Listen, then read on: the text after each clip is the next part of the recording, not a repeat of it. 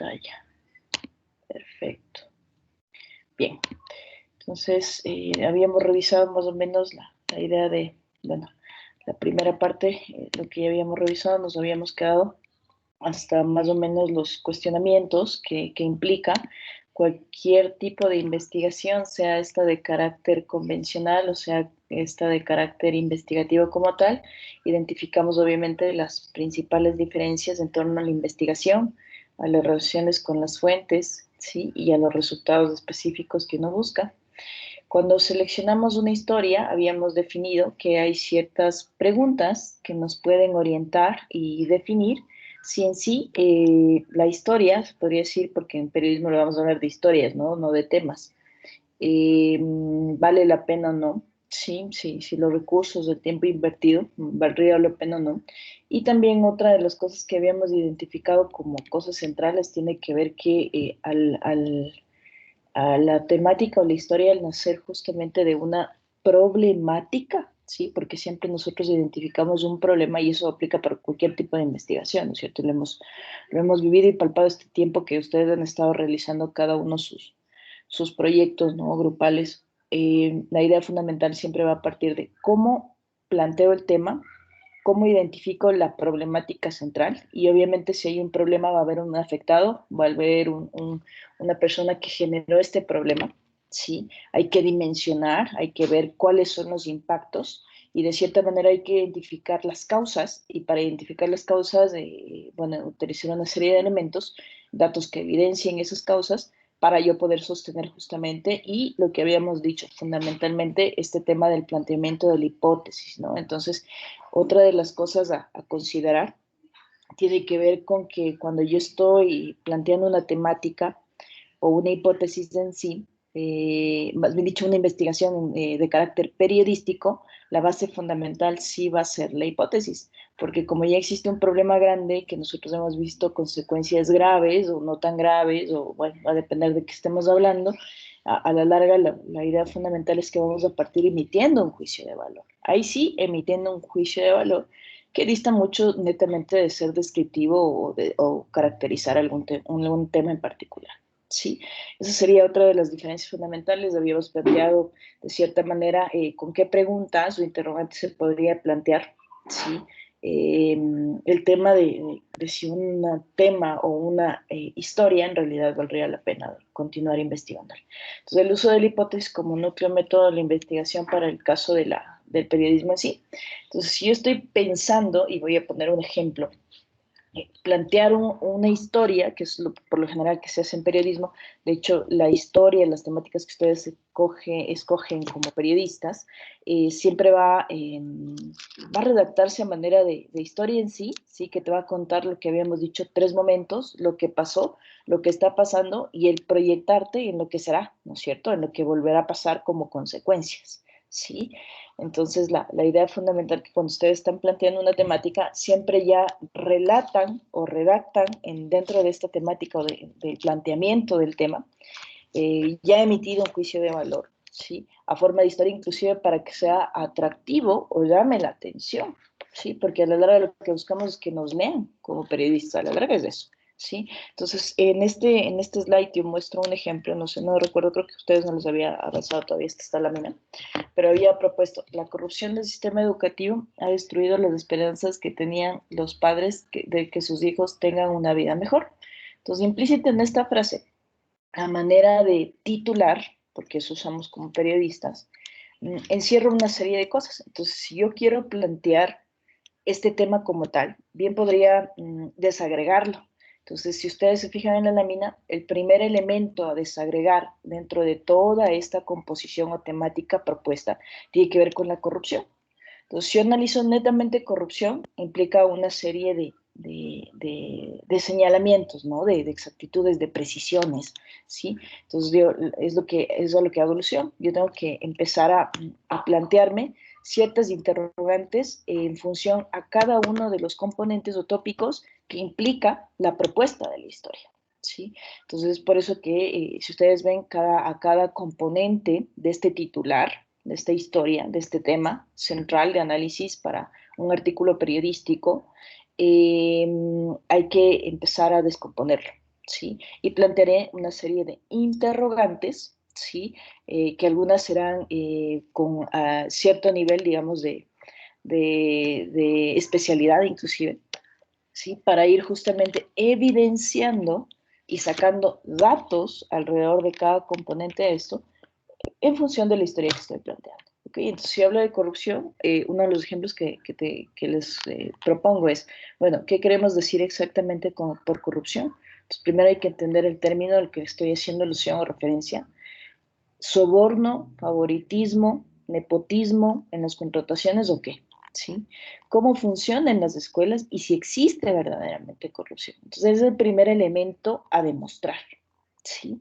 Otro, desagregación de todo este titular, podríamos hablar del sistema educativo. Entonces ya estamos puntualizando, ¿no? Entonces yo voy a investigar el tema corrupción que puede estar enraizada, puede ser transversal y puede cruzar absolutamente todas las temáticas que se les pueda ocurrir, ¿sí?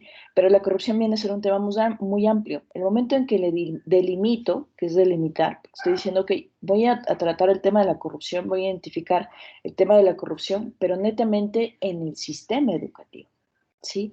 Entonces, dentro del sistema educativo voy a tener que plantearme otra serie de cuestiones a resolver, ¿sí? ¿Qué tipo de escuelas, cuántas escuelas existen? ¿Acaso la corrupción funciona de la misma manera en todo el tipo de escuelas? Capaz y es más evidente en las públicas que en las privadas, ¿no? O sea, yo hago simplemente planteamiento de hipótesis, ¿no? Pero a la larga lo que estoy tratando de investigar es alrededor de la temática central y esta desagregación o descomponerla, ¿sí? ¿Qué puedo hacer alusión o qué cuestionamientos puedo plantear alrededor de esto? ¿Sí? ¿Cuáles son las reglas que se supone que prohíben la corrupción? Entonces se supone que si existe algo como de cierta manera, una mala intención, si una negatividad propuesta como corrupción, debería haber algo que lo legisle también y lo norme y lo prohíba, ¿sí? Entonces habría que entender cuál es esa normativa y cuándo se considera corrupción cierto acto, ¿sí? Específico, y son cosas que hacen parte de la investigación. Entonces, por ejemplo, en los temas que ustedes están investigando y ha pasado, que no es suficiente con quedarte ahí con el dato, ¿no? Sino capaz si tú quieres investigar un poco más allá, e inclusive empezar a dilucidar o discernir la parte en torno al marco legal. Entonces, no todo va a responder a un marco teórico, conceptual o experiencial, ¿sí? Capaz y detrás del tema que ustedes escogieron, sí existe una parte en relación a la normativa legal que valdría la pena ir a analizar, ¿sí? Ir a conocer. Entonces, supone que ustedes, cuando están haciendo este proceso, también se convierten en un experto o expertos en el tema escogido, justamente producto de esta literatura, de esta lectura que ustedes hacen alrededor de la temática, ¿sí? ¿Por qué no funciona? ¿Qué tipo de personas trabajan en el sistema y cómo distribuyen el poder en recompensas entre ellas? ¿Y qué es parte de la corrupción? Pues como ustedes ven, implícito en cada uno de estos cuestionamientos está un juicio de valor y en muchas cosas, en muchos sentidos bastante fuerte, ¿no? Que habrá que evidenciarlo, que habrá que comprobarlo, ¿sí?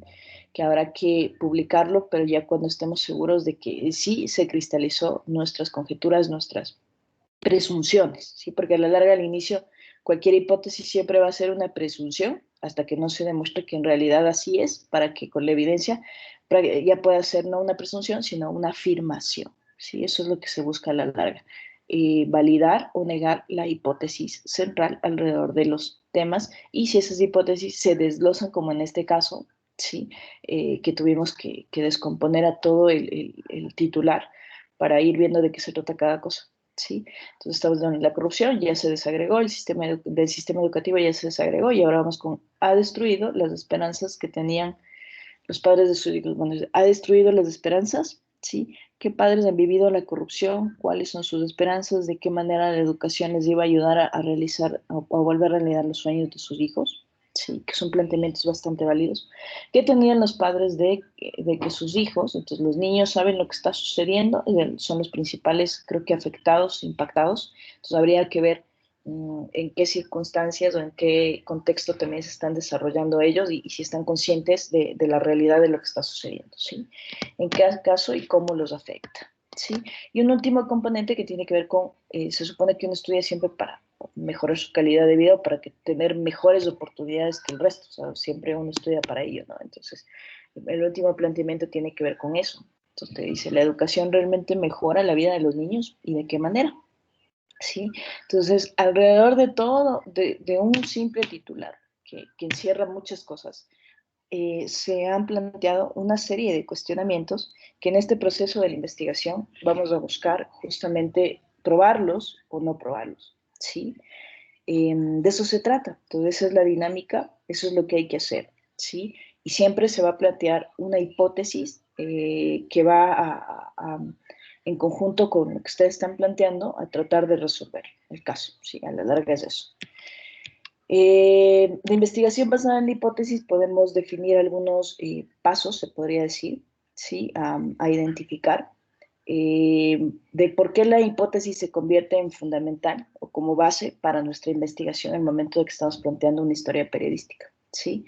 En primer lugar, con la hipótesis tenemos algo que probar en lugar de un secreto que descubrir. Entonces no me planteo como un secreto, ¿no? O a veces un secreto a voces. Me planteo como una problemática que voy a desear descubrir cuáles son las relaciones de causalidad y por ende voy a tener que probarlo, evidenciarlo, tal cual lo sugería inclusive el mismo ejemplo, ¿sí?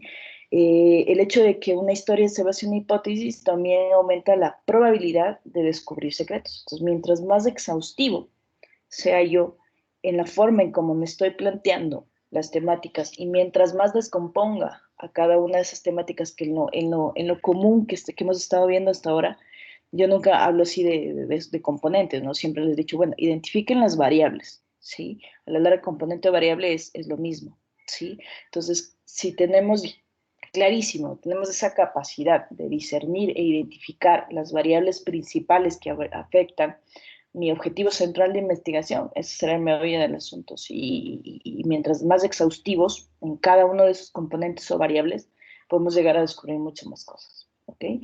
Otra tercera aval que te hace que la investigación se base en las hipótesis es que con una hipótesis es más fácil llevar a cabo un proyecto. ¿Sí? Entonces tú puedes construir, una vez que definas o que estés buscando, la pregunta inicial es, ¿dónde inicia toda esta búsqueda? ¿Sí? Cuántas etapas de la investigación voy a tener que ir quemando para ir evidenciando lo que deseo buscar, ¿sí?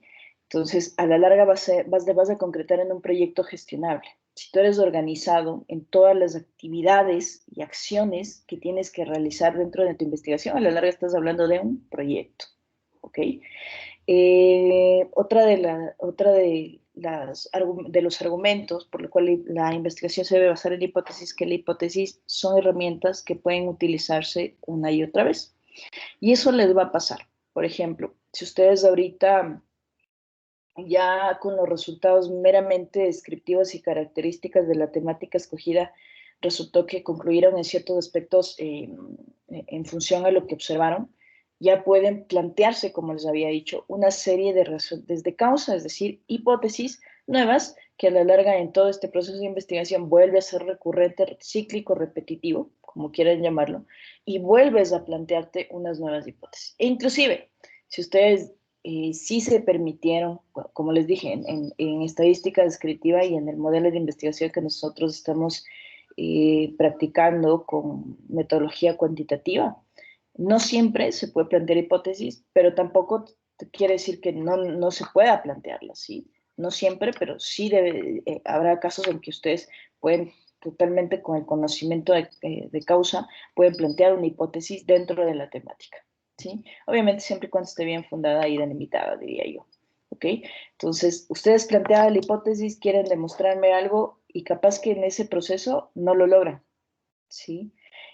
Pueden volver a trabajar con la misma hipótesis y volver a replantear o a redireccionar la forma en cómo investigaron, inclusive las fuentes, inclusive el enfoque, ¿sí? Entonces, sí te puedes volver a replantear y volver a usar la misma hipótesis, pero cambiando el enfoque de la investigación. Capaz de ahí te topas con otro tipo de sorpresas y otro tipo de resultados, ¿sí? Y otro de los argumentos de por qué la investigación debe ser basada en la hipótesis en el caso del periodismo es que la hipótesis prácticamente garantiza que el resultado será una historia y no una simple masa de datos, ¿sí? Entonces yo digo, ¿de qué les sirve a ustedes tener tantos datos si carecen de la capacidad, ¿sí? De interpretarlos, de saber cómo usar esos datos, ¿sí? A la larga estoy buscando evidenciar algo. Entonces los datos no son meramente datos, los datos se convierten en tu evidencia y hay que saber argumentar y saber utilizarlos, ¿sí? Y es más, saber escogerlos y saber por qué trabajo con esos datos, ¿ya? Es por eso que desde el planteamiento del problema ustedes tienen que tener clarísimo qué papel juega cada una de las variables y qué me dice la variable con respecto al objetivo central que estoy buscando analizar, ¿sí? De eso se trata. Entonces, como ven, sea periodismo investigativo, sea periodismo convencional, sea artículos de académicos, sea artículos de opinión, artículos meramente informativos, ¿sí? La base es la misma, ¿sí? Usar un conjunto de datos de evidencias a través de fuentes X, organizar la información, sistematizar la información y concluir algo, ¿sí? Entonces, el proceso siempre va a ser el mismo. ¿Ya? Entonces, la idea fundamental es puntualizar algunas cositas que tal vez puedan diferir en el caso del tema de la hipótesis desde el punto de vista periodístico. Es por eso que esta slide demuestra el por qué la hipótesis se vuelve primordial en este proceso de investigación. ¿Qué pasa con el tema de las fuentes? Bueno, hay dos tipos de fuentes, ¿no? La primera fuente tiene que ver con, bueno, antes de pasar a esto, yo les había colgado en la página, que sí me gustaría que lo revisen, un ejemplo de aplicación de uso de hipótesis en el caso de ejemplos bastante prácticos, ¿no? De cómo se habían planteado la hipótesis y qué pasitos se desarrollaron, e inclusive definiendo lo estratégicamente, ¿sí? Y tratando a la larga de resolver algún caso en particular. Volvemos con un ejemplo práctico, cómo se plantea la hipótesis y cómo llegamos a comprobarlo. Me gustaría que lo lean, no son más de 4 páginas, ¿ok? Para que quede más clarito este tema de la hipótesis ya en un tema más práctico. Cuando hablamos de las fuentes, bueno, aquí en periodismo investigativo solo hay dos fuentes. Las abiertas, que son las que todos conocemos, que por lo general es de dominio público y demás, y las, no sé, tal vez en el término no es cerradas, más se utiliza como fuentes personales, ¿sí? Donde ya no es de acceso tan directo, ya no es de un acceso muy abierto, ¿sí? De cierta manera es un poco más cerrado, inclusive a veces de carácter confidencial. ¿Ya? Entonces todo va a depender de la exhaustividad y de que si en el proceso de investigación ustedes descubrieron algo más y esa curiosidad les lleva a otras fuentes de información, pues bienvenido sea, siempre y cuando sean verificadas y siempre y cuando entendamos la intencionalidad de las fuentes que yo consulto. Entonces, si ustedes me dicen, profe, yo investigué sobre un tema y fui a entrevistarle a tal persona, ¿sí? Entonces, ustedes siempre deben preguntarse cuáles son las motivaciones de la persona, de su fuente, para colaborar con ustedes. ¿Sí? Cuando ahí viene una triangulación de un proceso que vendrá más adelante para explicar ello. Entonces, una frase que me pareció súper importante mencionar antes de topar esta de las fuentes es, nunca olviden que siempre es más fácil hacer que alguien confirme algo que ustedes ya saben o ya comprenden, que lograr que les ofrezca información nueva, ¿sí? Entonces, lo más complejo es evidenciarte o buscarte lo nuevo, ¿no? Entonces, las fuentes de dominio público son una fuente de poder. Entonces, siempre, seguramente se escucharon hasta como frase, el que tiene la información tiene el poder, siempre. Entonces, por eso que para los gobiernos, por ejemplo, se vuelve trascendental manejarse como el medio oficial de fuentes de información, que sea de dominio público para que no haya posibilidad de que existan otro tipo de investigaciones alrededor de ello que de cierta manera puedan refutar, ¿sí? Lo que ellos de cierta manera han identificado como lo oficial, ¿ya? Entonces, esta frase creo que es importante y más para un periodista, ¿ok? Entonces, habrá que considerarlo y tenerlo en cuenta. Cuando hablamos dentro de la estrategia de investigación con fuentes abiertas, que es lo público, bueno, en un esquemita se trata de resumir cómo es que inicia todo, ¿no? Entonces nosotros, bueno, supuestamente si nos da curiosidad por algún dato específico y estamos utilizando fuentes abiertas, hablamos de un proceso donde todo va a iniciar desde datos o pistas que ustedes inicialmente puedan identificar. A partir de esos datos o pistas, por eso en la ficha técnica o antes de elaborar la ficha técnica, yo les había dicho, o antes de, es más, antes de plantearse el tema de investigación, yo les había dicho, vayan a verificar primero con qué información cuentan. Ojo que ustedes han manejado fuentes netamente abiertas, fuentes oficiales, que es lo legal que se usa en investigación, al menos de carácter académico. ¿Okay? Ya cuando sean periodistas, capaz y no irán netamente a las fuentes públicas, capaz y contrastarán fuentes, que eso es la labor de un periodista, ¿no? A la larga siempre te buscarás si estás hablando del gobierno, pues siempre te buscarás uno a favor, uno en contra y un neutral, ¿sí? Para tratar de evaluar y ser objetivo, que es otro de los términos que ustedes mucho lo usan como periodistas, y hay que en realidad demostrar que están siendo objetivos, ¿sí?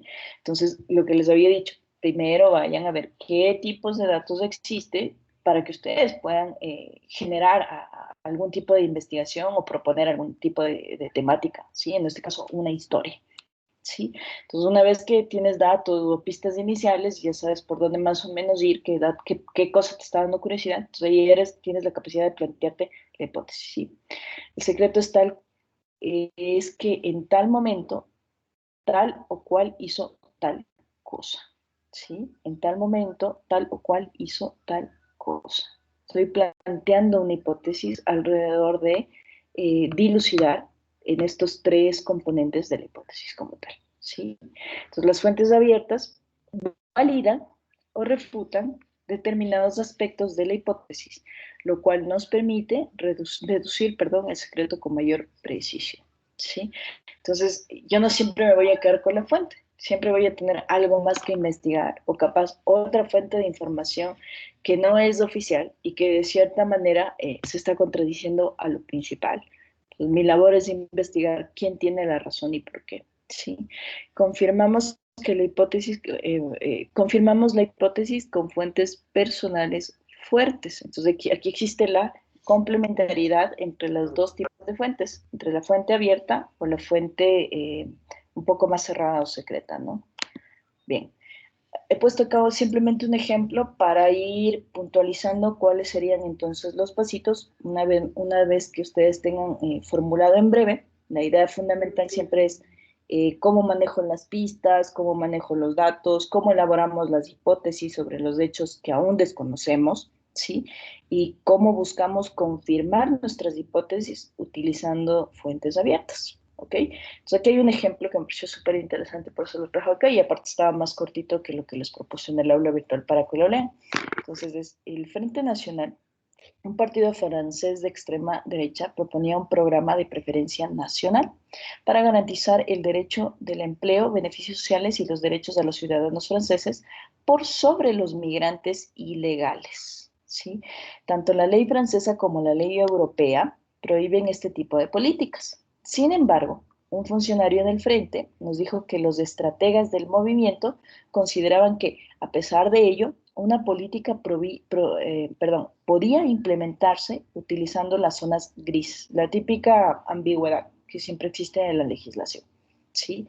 De la legislación francesa sobre los gobiernos municipales. Ese es el ejemplo y esa es la propuesta. Entonces, si ustedes eh, resulta que se generó una ley, y eso nos ha pasado últimamente, ¿no es cierto? Recuerden que durante todo el periodo de confinamiento, pandemia, se generaron un sinnúmero de leyes en el campo laboral, ¿sí? En todo lo que tiene que ver con política económica, ¿sí? Y vaya a ver en realidad qué prima, se supone que la Constitución prima sobre cualquier ley o normativa o decreto, ¿sí? Sin embargo, acá se violentaron una serie de derechos, diría yo, que a la larga a nadie le interesó, ¿sí? Entonces valga la pena el ejemplo, ¿no? Para irlo también contextualizando a nuestra también realidad, que muchas veces lo vemos, lo vivimos, pero no lo entendemos o no vamos un poco más allá. Es lo mismo que está pasando y capaz y es un tema bueno para investigar como periodistas ahorita. Se me ocurre, podría ser, ¿qué ocurre con esta mal llamada ley de protección de la dolarización? Ojo que ya va en su segundo veto y va a ir una tercera vez a ver si lo logran esta vez. La pregunta central es, ¿qué está buscando en realidad modificar esta ley? ¿Y qué tan legal es? ¿Sí? ¿Y por qué la premura? ¿Sí? ¿Qué artículos afecta? ¿Y qué pasa? Entonces, uno se puede cuestionar una serie de cosas alrededor de una ley. Entonces ahí tendrá que ir a asistir a un marco legal, que es lo que está proponiendo, por ejemplo, este ejemplo justamente. ¿sí? E ir quemando una serie de pasitos, ¿ok? Entonces ya tenemos planteado el ejemplo. ¿Qué pasito será el seguir? Paso uno, primer paso. Partimos de la hipótesis de que en las ciudades controladas por los gobiernos del Frente Nacional, el programa de preferencia nacional ya está siendo implementado al amparo de las ambigüedades existentes en las leyes relativas al caso. Entonces, se supone que hay un gurú de grupo de abogados que encontró una salida legal, esas son las grises que él denominaba, esas ambigüedades, que de cierta manera le permitió, ¿sí?, implementar ya esta ley en algunos sectores, supongo, que legisla dentro del Frente Nacional Francés. ¿Sí?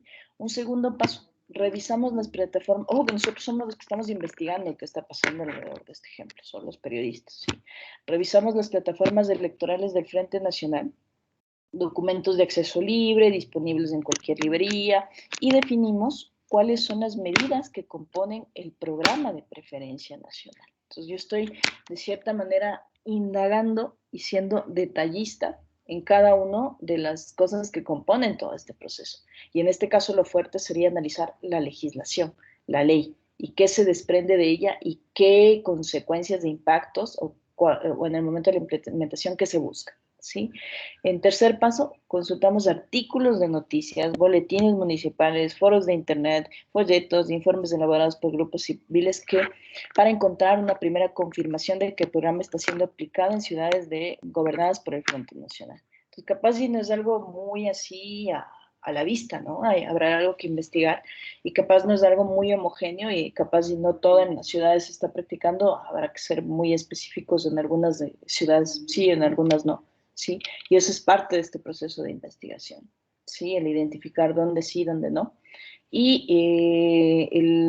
por ejemplo, ustedes cuando están investigando siempre van y no se sienten seguros tal vez manejando datos muy técnicos, que creo que es a la mayoría que les pasó, fueron tal vez a lo donde se sienten más cómodos, que es justamente el periodismo. Entonces van a medios a ver qué tipo de información tienen los medios y por último, si hacen eso, de ir a verificar información en otros medios, ¿sí?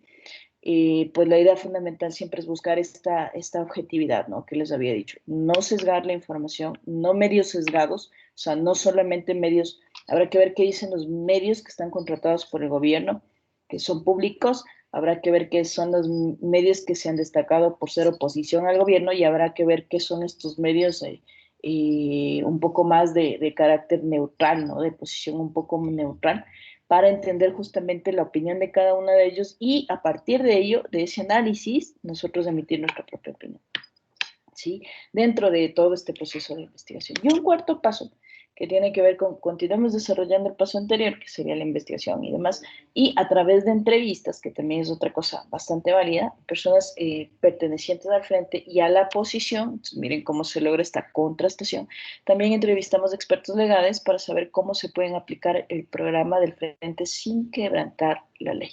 Sí, entonces a la larga el objetivo de la investigación también hubiera sido, o yo lo plantearía como que evidenciar si efectivamente existe o no un quebrantamiento de la ley, ¿sí? El momento que se formuló, que se aprobó y que se implementó, ¿sí? Que se violentó, o por último, no se violentó nada porque todo es transparente, todo es legal y había una salida, en esa zona gris o había una ambigüedad que tranquilamente te da una salida legal. Por ende, se podía asumir de cierta manera que no se está cometiendo ninguna ilegalidad. ¿Qué puede pasar?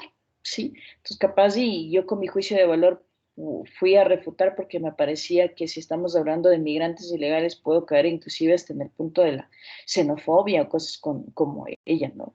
Entonces, capaz y si me voy por ahí, el planteamiento de la hipótesis inicial queda en nada porque es totalmente legal. Sí, entonces hay que tener mucho cuidado con ello. Y el resultado es, no solo verificamos la hipótesis y confirmamos las prácticas que suponíamos que se estaban llevando a cabo.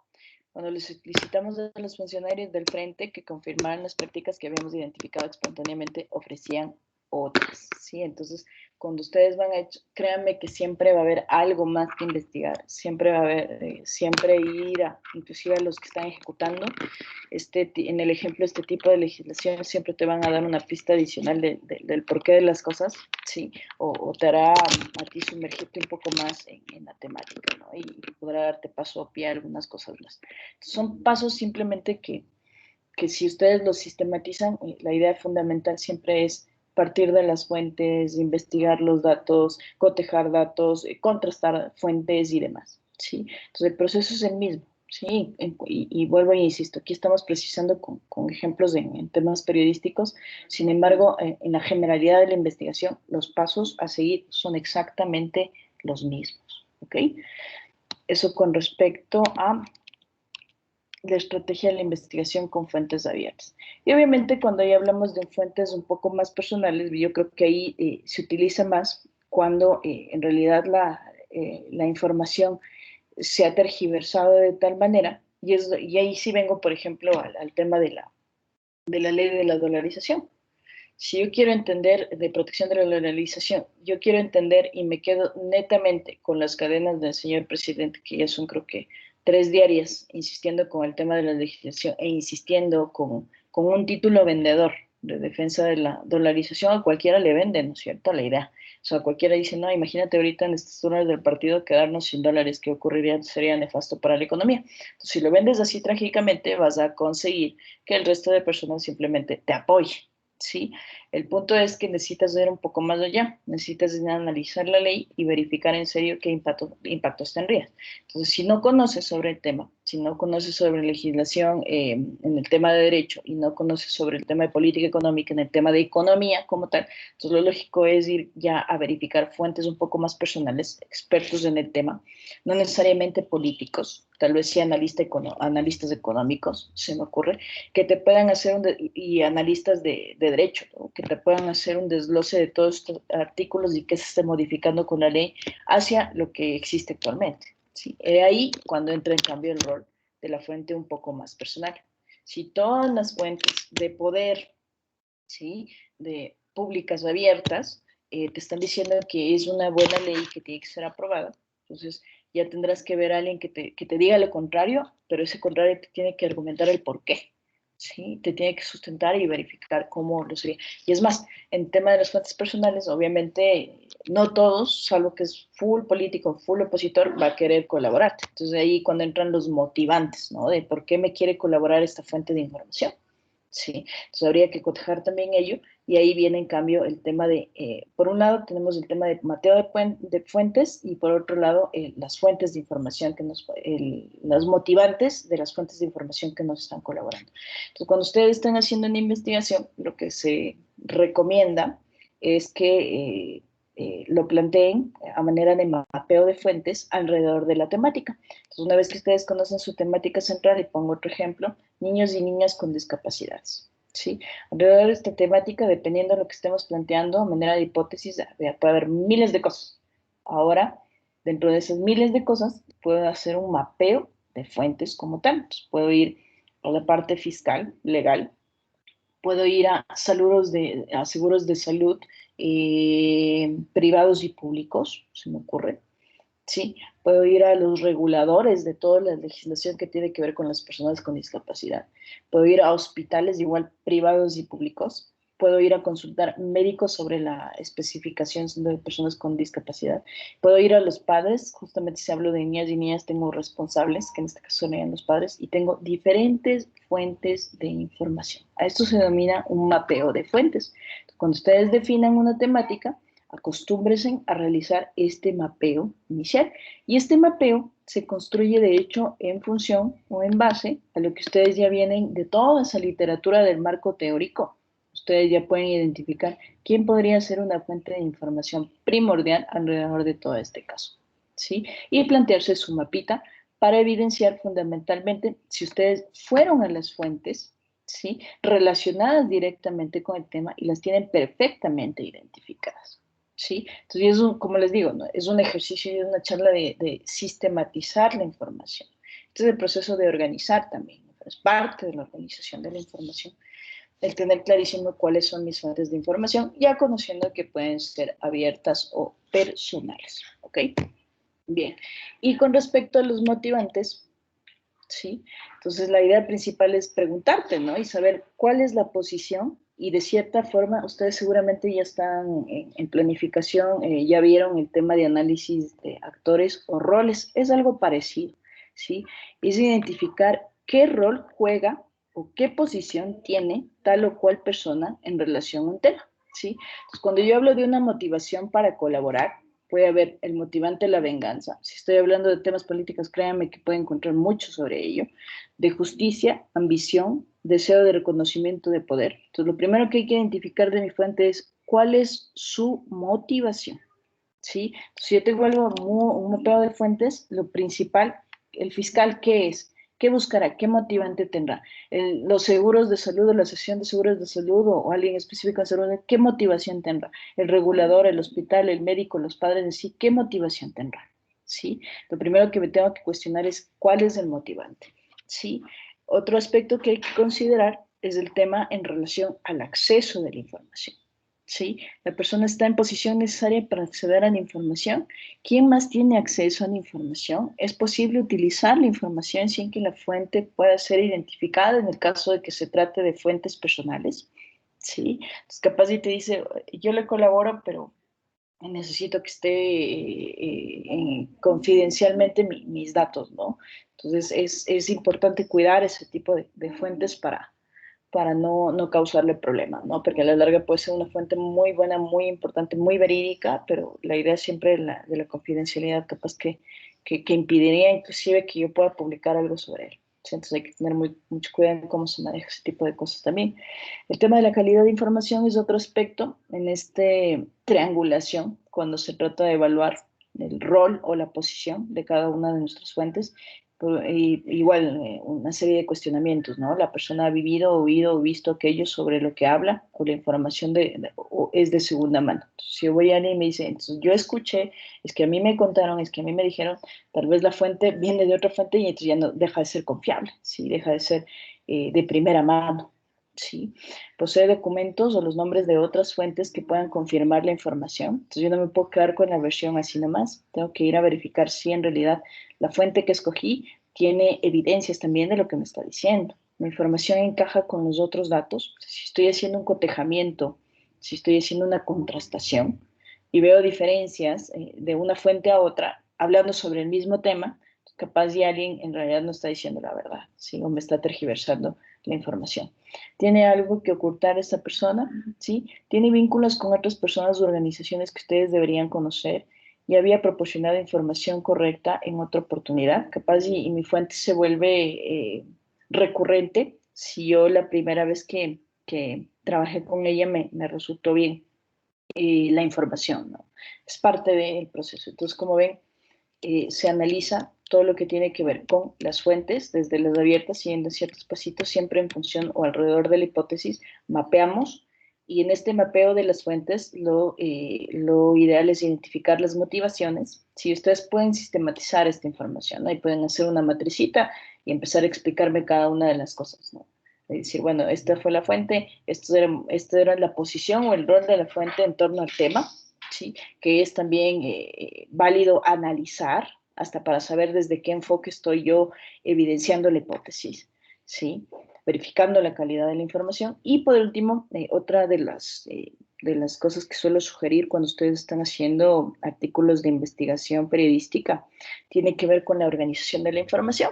Entonces, ahorita ustedes, por ejemplo, aplicando netamente metodologías cuantitativas, netamente estadística descriptiva, están usando una ficha técnica que es bastante válida, ¿sí? A veces, obviamente, como periodista, se vuelve tan grande la información, tan amplia la información, o con un nivel de alcance bastante considerable que no es suficiente conseguir haciendo las cosas sobre la marcha, sino necesitan organizar la información y ahí necesitan valerse de otras fichas que complementan esta organización, ¿no? Y esta sistematización. Entonces ahí la recomendación es una serie de listados, ¿sí? El primero podría decir una lista de documentos, ¿sí? Donde ustedes pueden crear su Excel, pueden poner el número del documento, pueden poner la fecha cuando levantaron el documento, ¿sí? La idea sería que cada documento que ustedes obtengan de la información que ustedes están investigando tenga un orden cronológico, obviamente secuencial, cronológico. También tienen que identificar cuántos documentos lograron compilar y más si son de diferentes fuentes, ¿sí? Entonces, la idea es organizar, ¿no? Entonces, la propuesta, bueno, he manejado en algunas tesis con estos formatos y ha salido o ha resultado bastante bien. Entonces, les comparto para que capaz de ustedes les sirva en el futuro. El número, la fecha de apellido, nombre, para, ¿sí? El tema, el contenido, palabras claves, ¿sí? Y en qué formato recibieron la información. Capaz y es un boletín, capaz les enviaron por correo electrónico, capaz les dieron por teléfono, N cosas. Siempre identificar en qué formato tengo disponible la información. Otra forma de organizar la información en el proceso de investigación puede ser el tema de la lista de fuentes, ¿sí? Yo puedo hacer un listado también de mis fuentes, número, el cargo, la persona, de qué organización, ¿sí? En dónde está ubicado. Bueno, si está hablando de contactos internacionales, pueden ingresar el código postal y el país. El teléfono de la organización y de la persona en particular, porque a veces suele surgir una emergencia o algo que necesitas que valide, necesitas tener ahí la información, no regada, ¿sí? Y créanme que cuando hacen investigación en periodismo, es tan rápido cómo suceden las cosas que no, necesitan no perderse, ¿no? Entonces, mientras mejor organizada la información la tengan en un solo espacio, y me refiero a espacio, qué sé yo, en un archivo solo consolidado con este tipo de matrices, es mucho más fácil tener organizada justamente la información, ¿no? Otra de las alternativas es una hoja de cálculo con la cronología, es decir, ofrece una secuencia de hechos en las que aparece la investigación, incluye todos los contactos con las fuentes. Entonces yo pongo la fecha igual, cuándo surgió, ¿sí? Porque capaz y me cambian la versión de aquí a la siguiente semana, ¿sí? Es posible. Entonces hay que identificar esas cosas. Fuente, la organización, el evento, el contenido, palabras claves. Sí, y vuelvo a ratificar el tipo de fuente a la que hice alusión inicialmente. Registro de contactos, eso también es parte importante, entonces ustedes pueden tener un montón de contactos, inclusive más personales, familiares, recomendados, lo que sea. Siempre hay que contar con una listita de a quién consultaron, fecha, hora, investigador, persona, fuente, organización, contacto, respuesta que les dio y el contenido, ¿no? Como tal, ¿sí? Entonces, la idea fundamental siempre es esta forma de cómo organizo la información como parte, yo diría, importante para no perdernos, ¿no? Para tener clarísimo y cuando se trata de ir a verificar fuentes, de tener una matriz que te contenga todos los datos. Entonces, esto es inclusive para realizar, si ustedes buscan conexiones con archivos o conexiones con algunas fuentes, les sirve para hacer incluso mapeo dentro de las mismas fuentes, ¿sí? Entonces, eso es otra cosa importante en relación a la organización de la información. Y por último, ya sería el tema, yo diría que va a depender mucho de qué estén haciendo ustedes, de qué tipo de investigación y de qué tipo de artículo estemos hablando. Entonces, de todos los ejemplos que les mandé, por ejemplo, cuando se trataba de las infografías, eso contempla el tipo. Entonces, yo puedo hacer artículos netamente informativos donde digan, bueno, y me puedes decir cómo está la situación del empleo en el Ecuador y tú ya, te mandas una infografía y digas, la situación del empleo en Ecuador está así, ya, y delimitando un tiempo y un espacio específico, así de simple. ¿Ya? Entonces, un de carácter informativo que no aplicará mayor cosa más que técnica y habilidad en redacción en términos de conceptualizar todas las variables que ustedes consideran. Puede haber artículos de opinión, ahí capaz y es un poco más complejo, porque cuando uno opina, capaz y redacta así muy simple, lo sale desde una manera muy personal. Bueno, y ahí sí ya impactará a quien tenga que impactar, a algunos les gustará, a otros no. Sí, entonces va a ser una publicación tipo artículo de opinión. Y así es un artículo investigativo, que es lo que más o menos venimos tratando de sistematizar o sintetizar de cierta manera. Entonces, ahí sí ya se vuelve más complejo, ¿no es cierto? Porque la redacción tendrá que implicar todo el proceso, ¿sí? Paso a paso de la investigación, desde el tema de planteamiento de la hipótesis inicial, el marco teórico, conceptual, experiencial, eh, legal, ¿sí?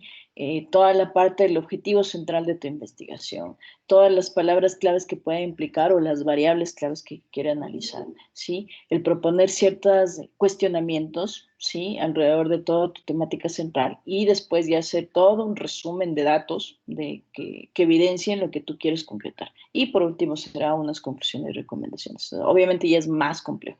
Entonces va a depender justamente del tipo. Y el tipo definirá el estilo, ¿sí? En el cual ustedes, bueno, en eso lo aprenden en escritura creativa y ese tipo de materias que ustedes tienen. Ustedes definen el estilo y la redacción en el cual quieren hablar, ¿sí? O redactar su artículo en sí. Y obviamente lo más trascendental, diría yo, es el motivante, ¿sí? ¿Qué te motiva a publicar sobre alguna investigación específica? ¿Qué te motiva a publicar sobre algún tema? No sé, tal vez es para denunciar, ¿sí? Es para apoyar, ¿sí?